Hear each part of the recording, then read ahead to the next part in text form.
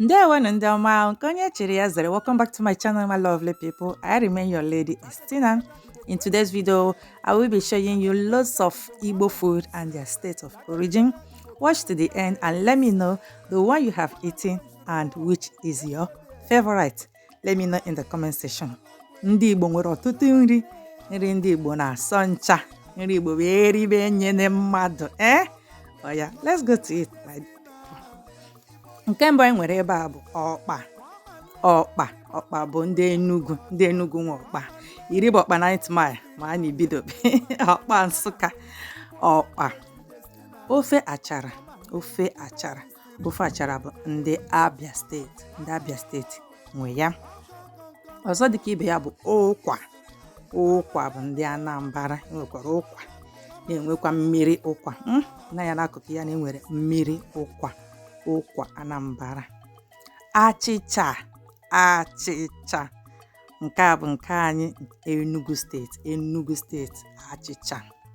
Ofe ọkazị Abia steeti. Ọzọ anyị nwere ebe a bụ ukpo ogede Imo steeti. Imo steeti. Ukpo ogede ọ na-adịkwa ka agide ma ọ bụghị ukpo ogede. Ọzọ dịka ibe ya bụ ji akịdị Enugu steeti. Akịdị na ji ma ọ bụkwa ji akịdị Enugu steeti. Ofe achị Abia steeti. Under Abia steeti ofe achị.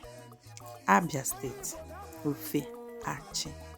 Abia steeti agide mmiri bụ Enugu steeti. Agide pepper soup agide white na pepper soup.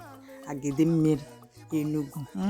Ji akwụkwọ Imo steeti. Ji akwụkwọ nne ike bụ akwụkwọ nne ọbụla. Ji akwụkwọ. Fiofio Enugu. Fiofio bụ Enugu steeti. Fiofio agbụgbụ na ji. Fiofio Enugu. Okporoko agwọrọ agwọ Imo steeti. Okporoko agwọrọ agwọ Imo steeti. Agidi jollof Enugu steeti. Enugu agidi jollof. Ofe ogbono. A lot of people eat this, so I don't really know the origin of ofe ogbono. Ọzọ dịka ibe ya bụ ayarayoka Enugu steeti, precisely Nsụka. Nke a bụ nke anyị ndị ọma. Anyị ga-adọbli ya ebe a. Thanks for watching. See you next time.